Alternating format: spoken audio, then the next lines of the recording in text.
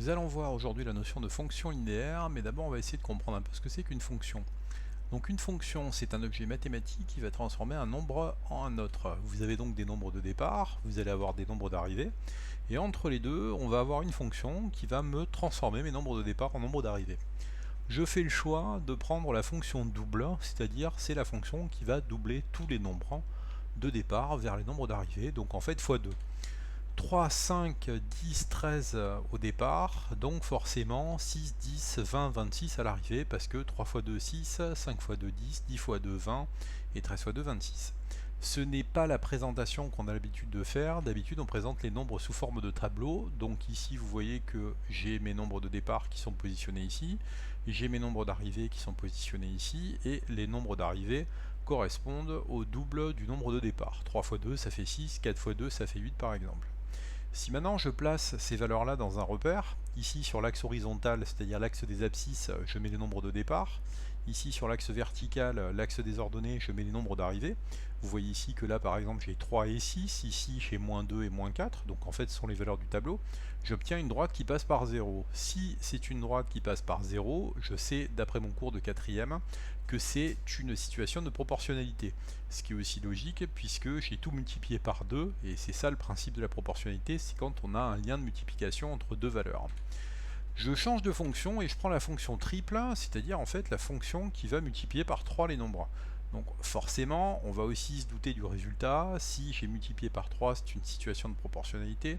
Donc là, on voit bien dans le tableau que les nombres d'arrivée sont le triple des nombres de départ. On voit bien par exemple que ici pour 3, j'ai bien 9, ou ici pour moins 2, j'ai bien moins 6. Et j'obtiens bien, donc pour cette fonction triple, une droite qui passe par 0, donc une situation de proportionnalité.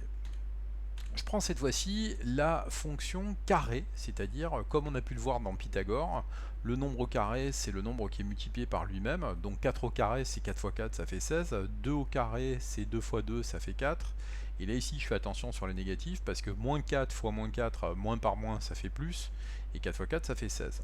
Cette fois-ci en plaçant mes points, donc là vous voyez ici à nouveau 4, ici j'ai 16, moins 4 j'ai 16 aussi, moins 3 j'ai 9, je n'ai pas une droite mais j'ai une courbe, donc je n'ai pas une situation de proportionnalité. C'était quand même pour illustrer qu'en fait à chaque fois que j'ai une fonction, eh bien, je peux avoir différentes courbes et pas nécessairement une situation de proportionnalité. Alors vous voyez les tableaux comme ça c'est bien gentil, mais le problème c'est que j'ai besoin de généraliser, c'est-à-dire que je ne peux pas aller faire des tableaux qui vont aller dire 2 fois 1, 2 fois 2, 2 fois 3, 2 fois 1000. Donc, pour avoir quelque chose de plus simple, pour généraliser ma fonction double, au lieu de dire que je vais faire donc ces multiplications, je vais prendre la lettre x et je vais dire que x, je peux remplacer par n'importe quel nombre à la place. Donc ici, eh ben, je vais avoir 2 fois x à la place de 2 fois 2, 2 fois 3, 2 fois 4, 2 fois ce que je veux. Et je sais, d'après mon cours, que lorsqu'entre une lettre et un chiffre, je n'ai rien, ça correspond à une multiplication. Donc le 2 fois x, je le ramène à 2x. De la même manière, au lieu d'écrire ma fonction triple 3 fois 1, 3 fois 2 et ainsi de suite, j'écris 3x. Et de la même manière, ma fonction carré, je vais l'écrire x carré. Donc, ce que je dois me rappeler, c'est qu'à un moment donné, j'ai cette notion de fonction, j'ai cette notion de remplacement, et cette fonction, elle va porter un nom, donc ici, son nom, ce sera f de x. On va expliquer comment est-ce qu'on fait pour utiliser cette notation. Donc vous voyez que ici le f de x c'est le 2 de et c'est pas le chiffre 2. Donc je vais dire que la fonction de x est égale à 2x, f de x est égal à 3x pour la fonction triple, et f de x est égal à x carré. Voilà pourquoi et comment fonctionne cette notation. Je vais prendre le cas donc de f de x est égal à 2x, la fonction double. L'idée en fait c'est de dire que x peut prendre n'importe quelle valeur et que je peux le remplacer par le nombre que je veux. Donc si par exemple je remplace x par 1, ici je viens de le remplacer par 1, je vais devoir remplacer aussi à droite par 1. Et je me rappelle que c'est une multiplication. Donc ça veut dire que je fais f de 1 égale 2 fois 1. Si je le remplace par 2, je fais f de 2 égale 2 fois 2. Si je le remplace par 5, je fais f de 5 égale 2 fois 5, par 12, 2 fois 12, et par 48, 2 fois 48.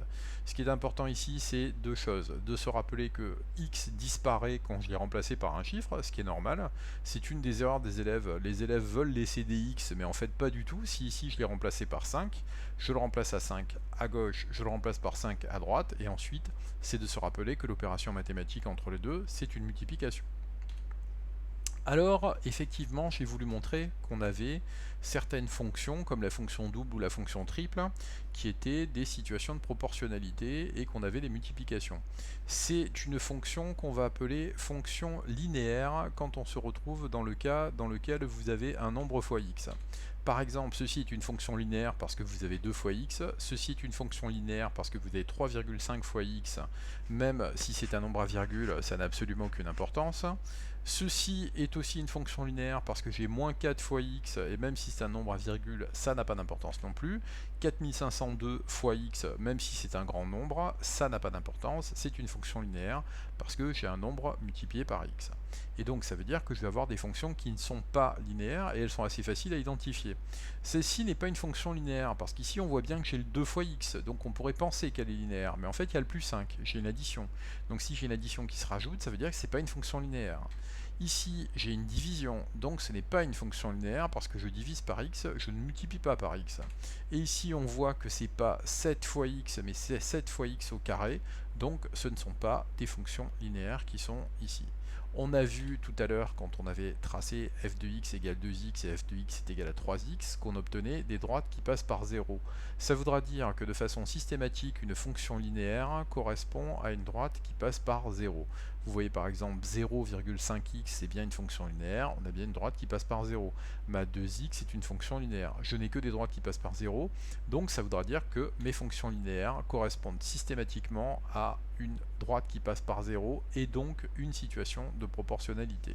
Et ça veut dire aussi quand même que si j'ai une courbe, c'est pas une fonction linéaire. Si j'ai une droite mais qui ne passe pas par 0, ce n'est pas une fonction linéaire. Donc c'est comme ça que je peux voir dans les problèmes si j'ai une fonction linéaire ou pas.